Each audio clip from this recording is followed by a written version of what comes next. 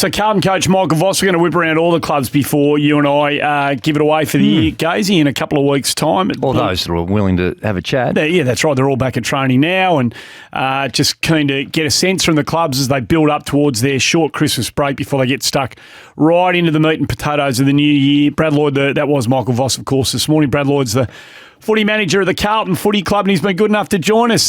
Brad, thanks for, I guess we can say, Happy New Year. Welcome to another footy season.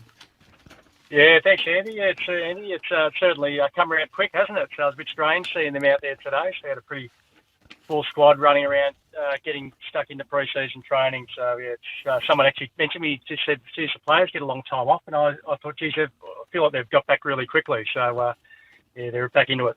So listening to Voss just sort of talk about last year and rolling it into this next campaign, is the hope, Brad, that whatever was working, particularly in the second half from a results perspective last year, that it all just becomes behavioural and the whatever is produced is a circumstance of the behaviours that every single player adopts, whenever they head into a training session or on game day.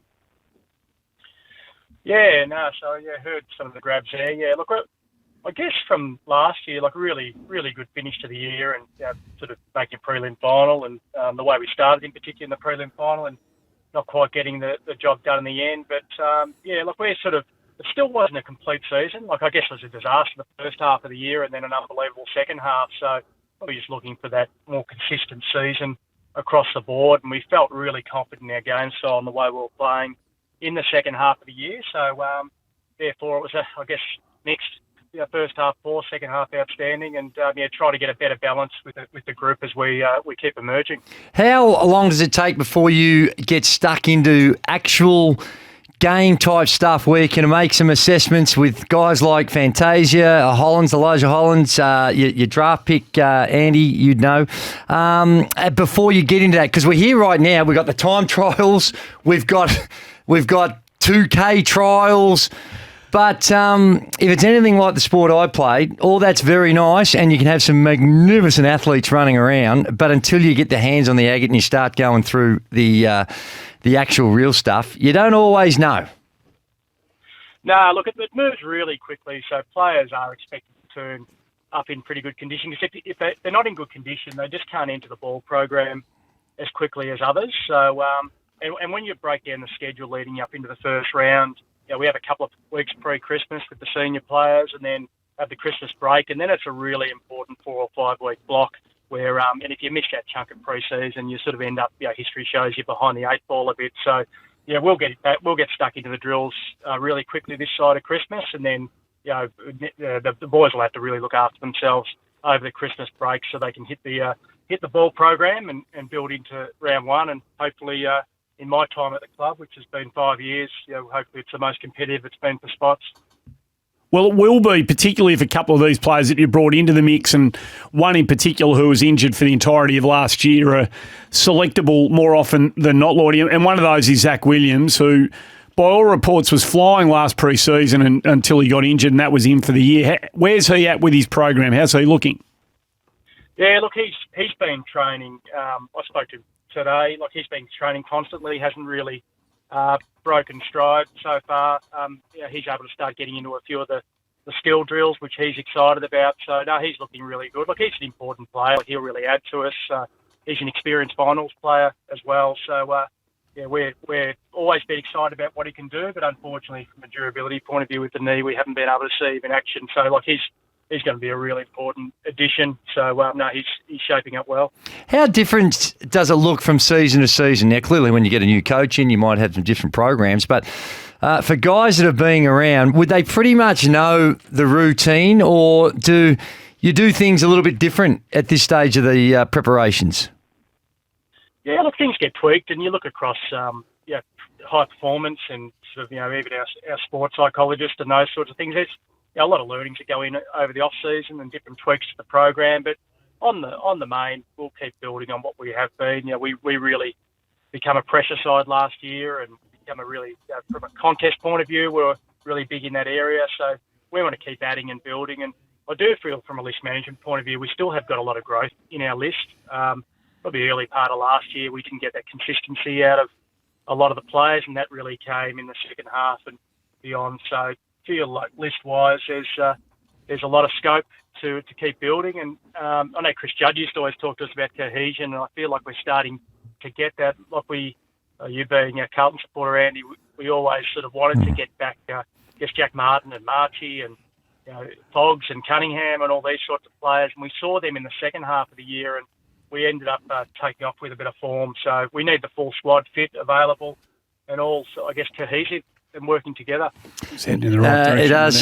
There wasn't. Are you Carlton's supporter? I've got a slight leaning towards the blue. Never would have picked that up. No, I'm a pro. I like to keep it under double wraps. Right. Hey, I don't know if you listened earlier, but Andy and I. Well, this is a little quiz for you to see what type of response we're going to get here. Oh, what are you doing? The McClellan Trophy. You said to ask him about it. Well, no, I wasn't It was a quiz to see what type of response, because you got Brisbane. They're in the grand final of the men. They're in the grand final of the women, but somehow or other they don't win $1 million. So I'd imagine that will get most clubs' attention, and they don't win the McClellan Trophy. Melbourne win. Do you have a view that perhaps the criteria for which the McClellan Trophy is awarded should be looked at? Well, yeah. I thought the being a Carlton, I haven't actually had to worry about the McClellan.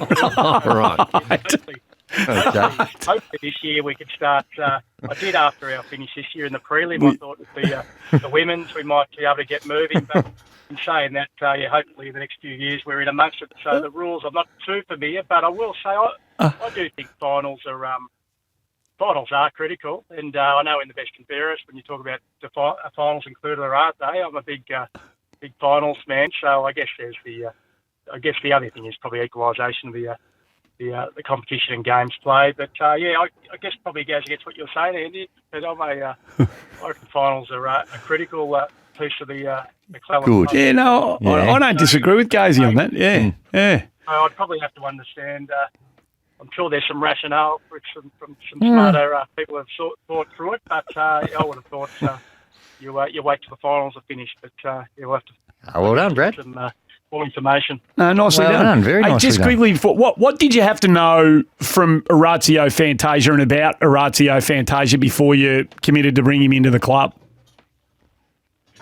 Oh, look, Bossy knows him pretty well, and our recruiting team know him pretty well from a playing point of view, and I guess there's been some durability issues in recent times, but he did play a bit of sample footy last year as well. So, looking through it, we know him from a character point of view, Bossy and Aaron Greaves being in amongst the club, and we feel he can really add to our forward line. High end talent. He's a really good, strong character, and was probably looking for another opportunity. So. We're pretty excited to get him in, and we can see what he can do, and we want to make sure he's fit and ready to go for round one. So we think he could be a really good addition to our forward line. It'd be nice if you just chip in with a couple against the Bombers at some stage too. That'd just be very, very nice indeed. Brad, thanks for joining us. Good luck with everything. Let's hope it's smooth sailing up until Christmas, and by the time you hit the deck in the new year, she's all systems go. Yes. Thanks for coming on the show, mate. Yeah, thanks very much, Andy. Good on you, Brad. Brad Lloyd, footy manager at Carlton. Don't forget the Carlton memberships. Carlton. Yeah, Carlton memberships are on sale now. Blue Baggers, become a member before Thursday, November 30, and you get it packed to lid before Christmas. There you go. There's a little incentive to get in early. Visit carltonfc.com.au/membership or go to 1300 227 586 to find the very best package for you.